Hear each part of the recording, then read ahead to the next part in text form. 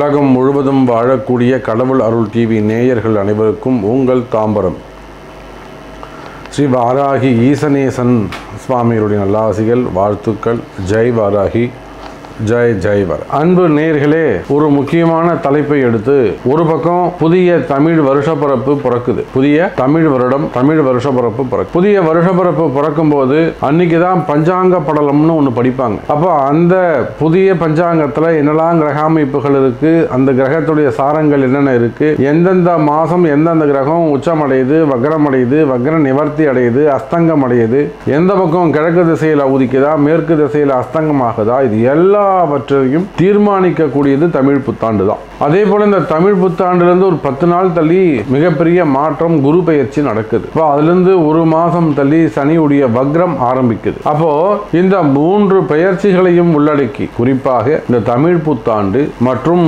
குரு பெயர்ச்சி, இந்த இரண்டும் சேர்த்து தமிழ் புத்தாண்டு ராசிக்கும் தனியாக நம்ம ராசி பலன்கள் சொல்லியிருக்கிறோம், குரு பெயர்ச்சிக்கும் நம்ம தனியாக ராசி பலன் சொல்லியிருக்கிறோம், ஒவ்வொரு ராசிக்கும் 12 வீடியோ தனியாக போட்டிருக்கிறோம். இது இல்லாமல் இந்த தமிழ் புத்தாண்டாலும் அந்த கிரக அமைப்புகள், கிரக மாற்றங்கள் மற்றும் இந்த வருஷம் முழுவதும் நாம சொல்லக்கூடியது 2025 மே மாதம் வரையிலும் பொருந்தும். அப்போ இந்த ஒரு வருட தமிழ் புத்தாண்டு, ஒரு வருட குரு பெயர், இந்த இரண்டையும் சேர்த்தால் அடுத்த ஒரு வருட காலம் உங்களுக்கு எப்படி இருக்கும் அப்படிங்கிறது தான் இந்த பதிவின் நோக்கம். அப்போ இது ஷார்ட் பீரியட் இல்லைங்க, ஒரு லாங் பீரியட். அடுத்த ஒரு வருஷம் உங்களுக்கு எப்படி இருக்கணும்னு நீங்க தெரிஞ்சுக்கணுமா, கண்டிப்பா ஸ்கிப் பண்ணாம இந்த வீடியோவை பார்க்கணும். தமிழ் வருஷ பிறப்பை பொறுத்தவரையிலே மிக சிறப்பான முறையில் கிரக மாற்றங்கள் எல்லாம் அற்புதமா அமைஞ்சிருக்கு. காலபுருஷனுக்கு 2வது வீட்டிலே இருக்கக்கூடிய குரு பகவான், அதுவும் சுக்கிரனுடைய வீட்டில் இருக்கக்கூடிய குரு பகவான், அற்புதமான யோகம். நல்ல பொருளாதார வளர்ச்சி இருக்கும். நாட்டில் பொறுத்தவரையிலும் உலகத்திற்கே கூட நல்ல பொருளாதார வளர்ச்சிகள் இருக்கும், பண கஷ்டங்கள் இருக்காது. இப்போ நிறைய மேலை நாடுகளில் பார்ப்போமே, ஆனால் பண கஷ்டங்கள் இருக்கு, பொருளாதார மாற்றங்கள் இருக்கு, அதனால பொருளாதார இழப்புகள் இருக்கு. இதெல்லாம் வச்சு பார்க்கின்ற பொழுது அங்கே என்ன நடக்குதுன்னா, பொருளாதாரத்தில் நிறைய மாற்றங்கள் அங்கே ஏற்படுகிறது. வேலை இழப்புகள், வருமான இழப்புகள், இதெல்லாம் அங்கே ஏற்படுது. அப்போ இதனால வரக்கூடிய மாற்றங்கள் எல்லாம் எப்படி உங்களுக்கு அமைய போகுது? குரு பகவான் சுக்கிரனுடைய வீட்டில், அதுவும் காலபுருஷனுக்கு 2வது வீட்டில் அமைந்திருக்கிறார். உலக பொருளாதாரம் சிறப்பானதாக இருக்கும். அதே போல தங்கத்தின் விலை பல மடங்கு உயரும். எனக்கு தெரிஞ்சு 2025க்குள்ள 10,000 ரூபாயை கூட தங்கத்தின் விலை தொடுவதற்கு வாய்ப்புகள் உண்டு. ஏன்னா குரு வீட்டில் நிற்கக்கூடிய, சுக்கிரன் வீட்டில் நிற்கக்கூடிய குரு பகவான், குரு சுக்கிரன் அங்க காம்பினேஷன் ஏற்படுது. அப்போ தங்கத்தின் விலை அடுத்த ஒரு வருட காலத்திலே 10,000 ரூபாயை தொடுவதற்கு கூட வாய்ப்புகள் உண்டு. அதே போல கச்சா எண்ணெய் ஆகட்டும், அல்லது அந்நிய செலாவணி, உலகத்தின் ஏற்றுமதி இறக்குமதி, ஷேர் மார்க்கெட், இவை எல்லாமே சிறப்பான முறையில் நல்ல முன்னேற்றத்தை தரக்கூடிய வகையில் அடுத்த ஒரு வருஷம் அமைய போகுது.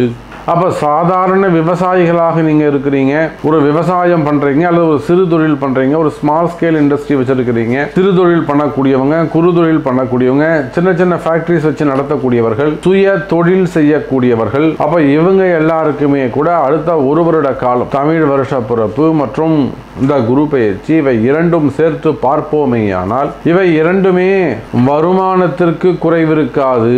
நல்ல முறையில், சிறப்பான முறையில் வருமானங்கள் சிறப்பானதாக இருக்கும். அதே சமயம் வரவு சிறப்பா இருக்கும்னு சொல்றோம். செலவீனங்கள் எப்படி இருக்கும்னாக்கா, செலவீனங்கள் இன்னைக்கு இருக்கிற மாதிரி 2 மடங்குல 3 மடங்கு உயர்வதற்கு வாய்ப்புகள் உண்டு. ஏன்னா சனி பகவான் ஆட்சி பெற்று காலபுருஷனுக்கு 11வது வீட்டிலே அவர் அமைந்திருக்கிறார். அப்போ உலக பொருளாதாரங்கள் அடுத்த ஒரு வருஷம் வளர்ச்சி அடைய போகுது. அதே சமயம் செலவுன்னு பாத்தீங்கன்னாக்கா 2 மடங்கு அதிகரிக்கும். அப்போ ஒரு பக்கம் பொருளாதார வளர்ச்சி, குடும்ப வளர்ச்சி, சேமிப்புலாம் கூடும். இன்னொரு பக்கம் பார்த்தீங்கன்னா செலவீனங்கள் அதிகரிக்கும். அப்போ செலவீனங்கள் அதிகரிக்கும் போது கடன் சுமைகள், கடன் பிரச்சனைகள் அதிகரிக்க வாய்ப்புகள் உண்டு எனதருமை நேயர்களே. அப்ப கடன் சுமைகள் அதிகரிக்கும், வட்டி விகிதங்கள் அதிகரிக்கும். அப்ப இந்த மாதிரி நம்ம ஒரு ராசிக்கும் தனித்தனியா வேலை வாய்ப்பு எப்படி இருக்கும், பொருளாதாரம் எப்படி இருக்கும், தொழில் அமைப்புகள் எப்படி இருக்கும், ஒரு ராசிக்கும் தனித்தனியா இப்ப நாம் பொதுவா பார்க்கிறோம். முதல் 7 நிமிடங்கள் பொதுவான பலன்கள். அப்போ கடைசியாக சொல்லக்கூடிய 5 நிமிட பலன்கள் ஒரு ராசிக்கும் அது எப்படி அமைய போகிறது அப்படின்னு நம்ம பார்க்க போறோம். அப்போ குறிப்பாக வருமானங்கள், உத்தியோகங்கள் பல மடங்கு கூடும். அரசியல் மாற்றங்கள் எதுவும் நிகழாது. ஆனால் குறிப்பிட்ட அரசியல் தலைவர்களின் உயிருக்கு ஆபத்து உள்ளது. குறிப்பிட்ட அரசியல் தலைவர்களின் ஆயுள் பங்கங்களுக்கு வாய்ப்பு உள்ளது. அது மிகப்பெரிய மாற்றத்தை, அது மிகப்பெரிய ஒரு ஏக்கத்தை, தாக்கத்தை ஏற்படுத்துவதற்கான வாய்ப்புகள் உண்டு. உலக அளவில் நடக்கக்கூடிய அந்த போர் பதற்றங்கள் எல்லாம் குறைவதற்கு வாய்ப்புகள் உண்டு. ரஷ்யா போராகட்டும், அல்லது இஸ்ரேல் போராகட்டும், உக்ரைன், இந்த போர் பதற்றங்கள் எல்லாம் குறைவதற்கு வாய்ப்புகள் உண்டு. குறிப்பா நம்முடைய இந்திய நாட்டின் பெருமை இன்னும் வளர்ச்சி அடையும். உலக நாடுகளில் நம்முடைய பாரத தேசத்தின் முன்னேற்றம் அதிக முக்கிய பங்கு வகிக்கும். இனிமே அடுத்து பார்க்கக்கூடிய செய்திகள் எல்லாம் உங்க குறிப்பிட்ட ராசிக்கு எப்படி இருக்குன்னு பார்க்கலாம். வாருங்கள். அன்பார்ந்த மகர ராசி நேயர்களே, மகர ராசி நேயர்களே, அடுத்த 1 வருட காலம் உங்களுக்கு ஒரு அற்புதமான கால நேரமாக அமைகிறது.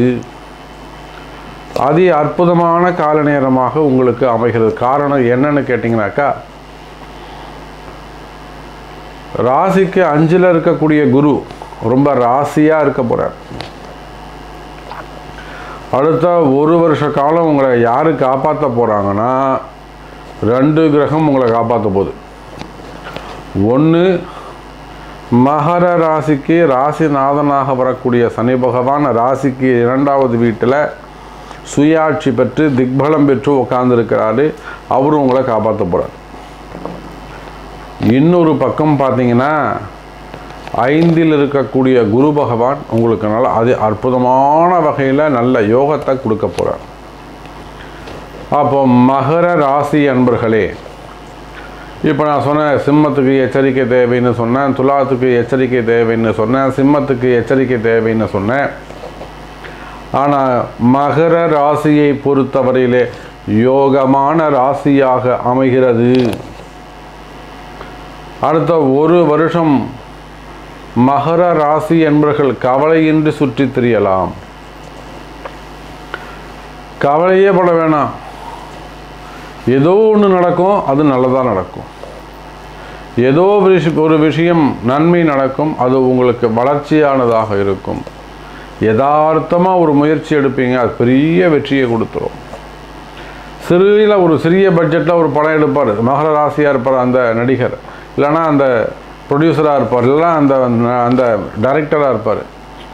அப்போ ஏதோ ஒரு ராசி அங்கே மகர ராசியாக இருக்கும், அது ஜம்முன்னு சூப்பர் ஹிட் ஆகிடும். எப்போ? மே மாதத்துக்கு பிறகு. பெரிய பெரிய பட்ஜெட் போட்டு எடுப்பாங்க, ஒன்றுமே இல்லாமல் போயிடும். இதில் யாரோ ஒருத்தர் உங்களுக்கு மகர ராசியாக இருப்பாங்க, டைரக்டரோ அல்லது ப்ரொடியூசரோ அல்லது நடிகரோ அல்லது துணை நடிகர்களோ, காமெடி ஏதோ ஒரு அங்கே போர்ஷன் இருக்கும். அந்த மகர ராசி இருக்குமே ஆனால் சிறிய பட்ஜெட் படம் கூட பெரிய வெற்றியை பெற்றுவிடும்.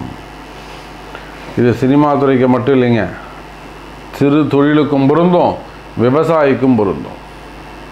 ஒரு விவசாயி இருக்காரு, எதுவுமே விளையலன்னு சொல்லிட்டு ஒரு 4 பருப்பை தூக்கி விடுறார், பருப்பு ஓஹோன்னு விலை போயிடும்.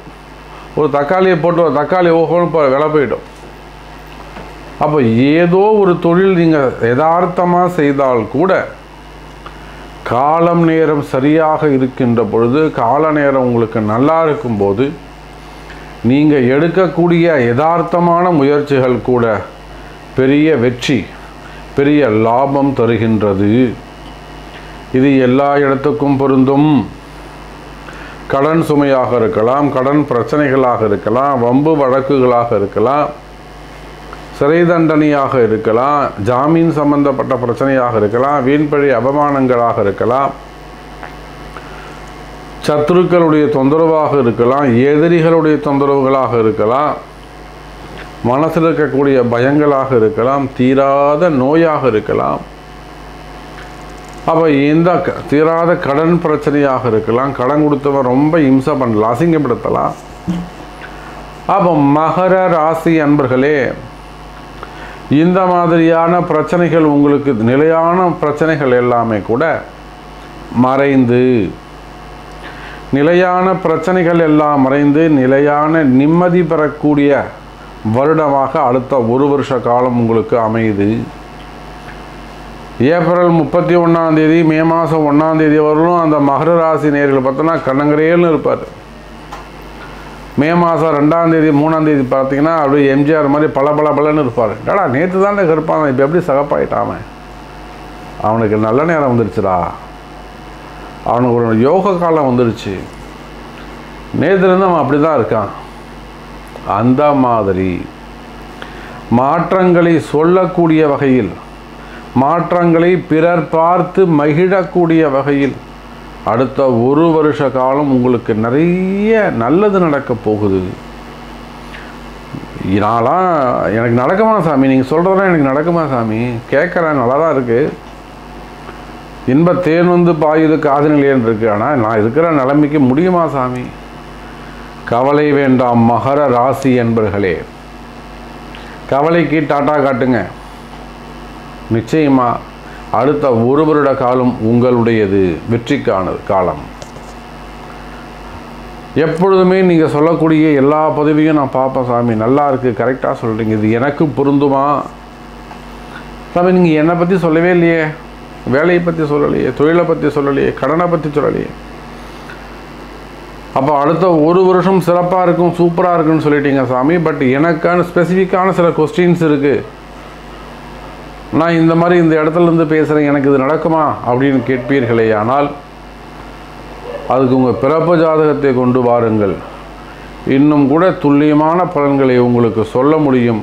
தொடர்பு கொள்ளுங்கள் என்பதை தெரிவித்துக்கொண்டு மீண்டும் வேறொரு அற்புதமான புதிய பதிவில் உங்களை சந்திக்கிறேன். நன்றி, நமச்சிவாயம், ஜெய்பராய். கடவுள் அருள் டிவியை பார்த்தமைக்கு நன்றிகள். மேலும் இது போன்ற தகவல்களை தெரிந்து கொள்ள கடவுள் அருள் டிவியை சப்ஸ்கிரைப் செய்யுங்கள். மறக்காமல் பெல் ஐக்கானை கிளிக் செய்யுங்கள்.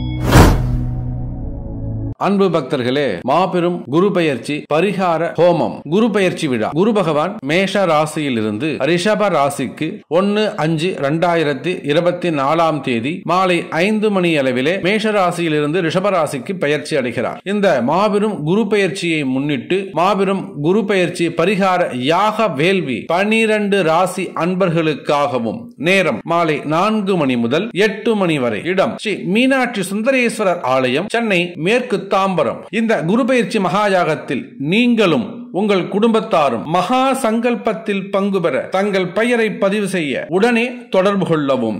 இந்த குரு பெயர்ச்சி மகாயாகத்தில் பலன் பெறும் ராசிகள் கன்னி, விருச்சகம், மகரம். கட்டாயம் பரிகாரம் செய்ய வேண்டிய ராசிகள் மேஷம், ரிஷபம், மிதுனம், கடகம், சிம்மம், துலாம், தனுசு, கும்பம், மீனம். உலகம் முழுவதும் நீங்கள் எந்த இடத்தில் வசிப்பவர் ஆயினும் உங்களுக்காக விசேஷமாக 10,008 முறை மந்திர ஜபமும் 1008 முறை யாக வேள்வி ஆகுர்த்தியாகவும் மிகவும் பக்தி ஸ்ரத்தையோடு உங்கள் தாம்பரம் ஸ்ரீ வாராகி ஈசனேசன் ஸ்ரீ வாராகி பீடம் சார்பாக இந்த குரு பெயர்ச்சி மகாயாகம் நடைபெறுகிறது. உங்களுடைய எல்லா கஷ்டங்களும் விலகுவதற்கும் வாழ்க்கையில் அடுத்த ஒரு வருடம் உங்களுக்கு சூப்பராக அமைந்திடவும் கட்டாயம் இந்த குரு பெயர்ச்சி யாகத்தில் கலந்து கொள்ளுங்கள். தொலைபேசி எண் 9710785025 7904373 216.